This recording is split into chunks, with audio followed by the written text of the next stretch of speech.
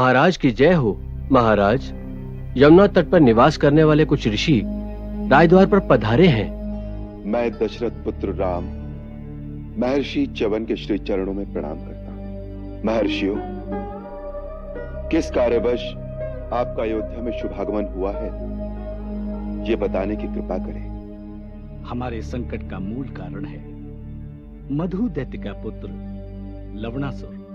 वो भयानक दैत्य प्रतिदिन बहुत से ऋषि मुनियों को खा जाता है, जिसके कारण यमुना तट पर तपस्या करने वाले ऋषियों की बस्तियां उजड़ गई हैं। उसके पास भगवान शिव जी का दिया हुआ जो त्रिशूल है, सभी उससे डरते हैं, क्योंकि भगवान का वरदान है कि जो शत्रु उस त्रिशूल के सामने आएगा वो उसी समय भस्म हो जाएगा। इसलिए हे राम, हम आपकी शरण में आए हैं। रघुवंशी शरणागत की रक्षा के लिए अपने प्राणों की आहुति देने से भी संकोच नहीं करते ऋषिवर।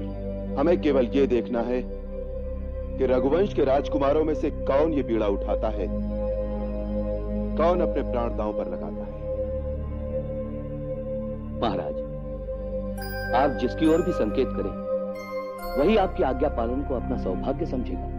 महाराज, निर्णय लेने से पहले मेरी एक प्रार्थना अवश्य सुन लें। कहो। आज तक मुझे आपकी सेवा का कोई अवसर नहीं मिला। लक्ष्मण भैया ने 14 वर्ष आपके साथ वनवास काटा और भरत भैया ने अयोध्या में रहते हुए भी वैसे ही वनवास के कष्ट सहे।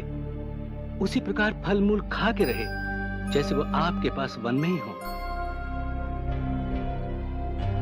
मुझे छोटा समझकर कभी कोई सेवा नहीं दी गई, परंतु अब यदि मेरे होते बड़े भाइयों को उस दैत्य से लड़ने भेजा गया तो ये मेरे साथ अन्याय होगा। अब के युद्ध में जाने की मेरी बारी है। हम राजकुमार शत्रुघ्न से सहमत हैं। हम तुम्हें मथुरा के राजा लवणासुर के अत्याचारों से धरती को मुक्त करने का कार्य सौंपते हैं।